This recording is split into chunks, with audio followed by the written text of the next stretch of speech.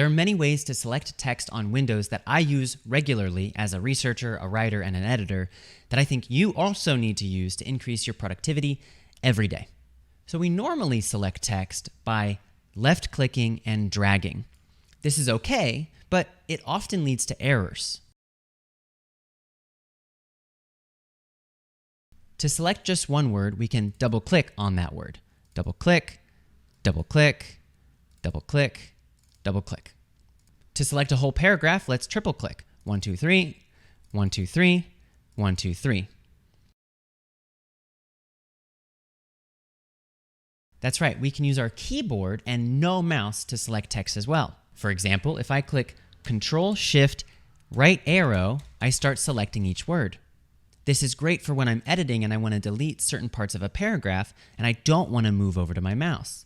Similarly, if I put my cursor in the middle of the text, I can press Control-Shift-left arrow, right arrow, left arrow. But what happens if I press Control-Shift-down arrow?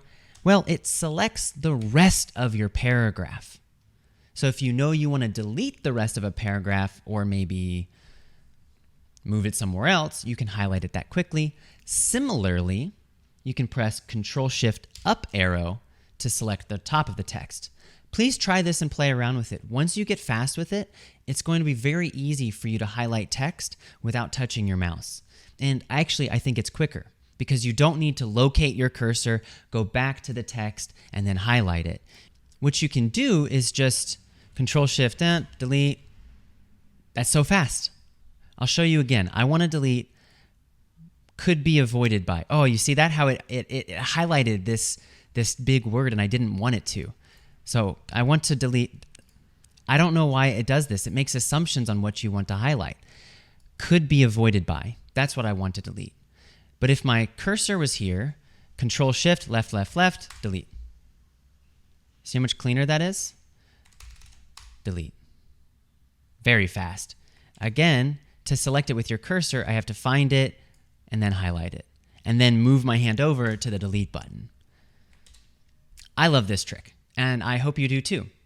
If you do, please like and subscribe below, and I'll see you in another video. Thanks. Hello, this is Ozzy Abram, the Chief Editor of Uni-edit. Thank you for watching our videos.